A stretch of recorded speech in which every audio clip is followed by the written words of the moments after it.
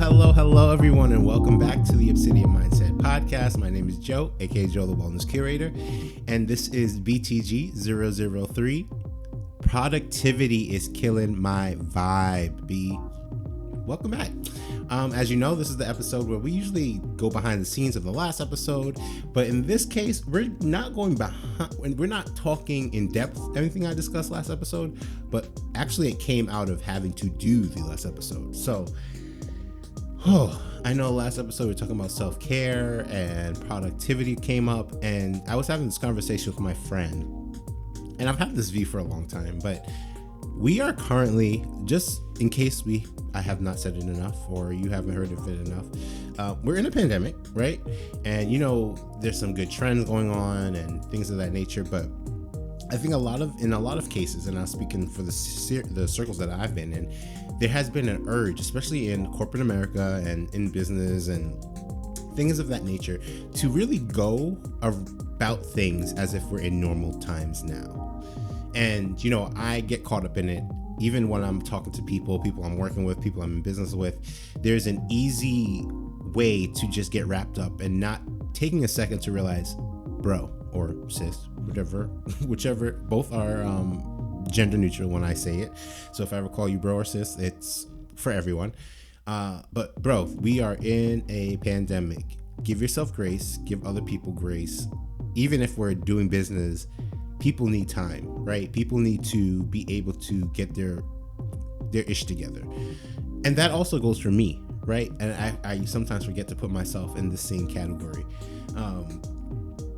And let me just say the name of the episode again. This productivity and the pandemic should not be in the same sentence. That's my hot take. Let me just say that productivity and pandemic should not be in the same conversation. There's ways of saying I need to be responsible and get things done during this pandemic because we're all being responsible humans. But the urge to always be productive and whatever that means has shifted and has modified, at least me, the way I even talk about my own personal life. So let me take a step back. As you guys know, I work in corporate America. I'm an accountant, and the thing that we do is deadlines. We are very deadline focused. I don't do taxes. Let me just say that out loud again. I don't do taxes. I know there's an urge for all people to think like accountants do taxes. I don't like them just as much as you probably, but I know a little thing or two. But even in the non-tax side, there's deadlines monthly. And there's always this urge to always be productive, especially when it comes to work. Like you have to be very efficient in what you're doing because you don't want to waste time, but you want to get the best product for your rate. And that serves you for your career, but when you're always doing it, at least for me, it also slipped into my personal life where I'm just like, okay, I need to do this. Especially when I was doing like marathon training, right? If you've ever done marathon training, it takes up so much time, like so much time. It's an amazing experience, but I remember the 6 or 7 years that I did marathons back to back to back, or years, like every year back to back to back. I would lose my whole summer, right? Like I wasn't able to go out. I don't want to say thought and bopping, but I wasn't able to go out with my friends sometimes. Like there's times where I'll have to say I have to skip this because I have to do a long one, right? And this urge or this feeling that I always had to be productive or had to be doing something. So if I'm not working on this, I'm working on my brand. If I'm not working on my brand, I'm working on learning chess. If I'm not learning chess, I'm working on an art piece. And there's this thing of we focus so much on being productive that you know what? This is why words matter. I'll just use I, because I can't speak for everyone. I spend so much time on being productive, the act of being productive, the act of doing things, such as, okay, I need to read 15 books in a year, which is a good goal. But if you don't take a step back to actually do and be with those things, it's so easy to get swept up. Productivity prevents being present. That's my hot take. Productivity prevents you from being present. If we are always focused on being efficient, right? Always focused on doing something, focus on that next goal, next side hustle, next thing. We can never be here. We can never be with ourselves. We can never be present with the people that matter now, right? We don't know what's going to happen in the next minute. when we're spending all of our times, and this is another thing when being productive, when we're spending all of our time thinking about how to get to the next goal, right? Or how to finish that goal on a deadline, we have spent this literal minute now that's passing, or the next few minutes, instead of being present, we're using that time to figure out how to meet a deadline. Does that make sense? So in the meantime of like trying to figure out how I'm going to get to the next thing, I've just slipped this minute that's been precious has now slipped away from me. And there's always a time to be productive, right? I get it, right? You got to make money. You have to be responsible with your family. You have to also survive in this world. But it's just a note, just to be very cautious about how often you're doing it and why you're doing it. Always realize, and I was having this conversation with my friend again as well, I was putting time, or I was putting a lot of emphasis on this, there's an app that tracks your meditation.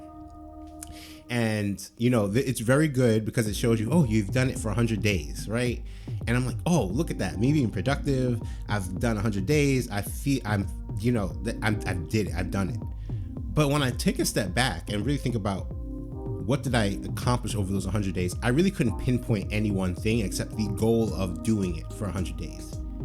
So if I use that example itself, I have, instead of focusing on the actual ability to meditate, the actual enlightenment, the actual being with myself and being present, I have now shifted that conversation to, I've done this thing for 100 days, right?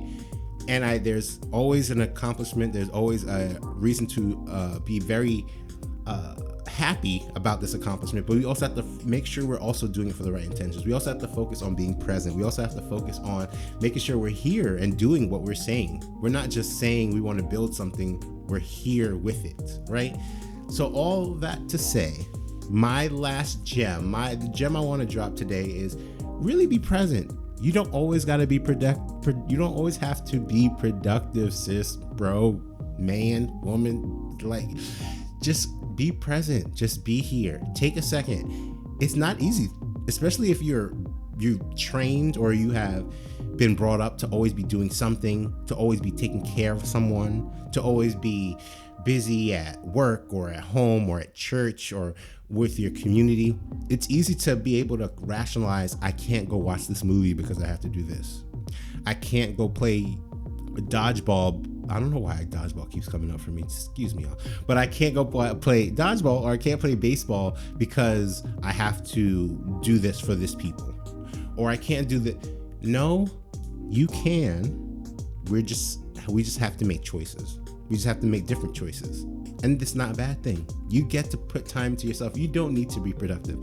So that's my message. You don't got to be productive. Do you be present and, just really take your time. Give yourself grace and be happy. And if the thing that you want to do makes you happy, you don't have to worry about being productive. You just got to worry about being with it. And that's all I have. That's my little short gem to drop today. I'm so excited that you were able to listen. Please, please, please keep listening, tuning in, rating, reviewing, subscribing. Tell your mama, tell your grandmama, tell your baby mama, tell everyone to come listen. If you have any feedback or questions, feel free to hit me up. You can also email me at joe@definedbyobsidian.com, or also go to www.theobsidianmindset.com. You'll get all the social media and the Spotify and where I'm at. And I'm so excited for you all to be here. I'm so excited for you guys to all. We just be blessed. I'm just an excited person. So once again, thank you for picking you today, and I can't wait to hear from you all next time. See you guys later.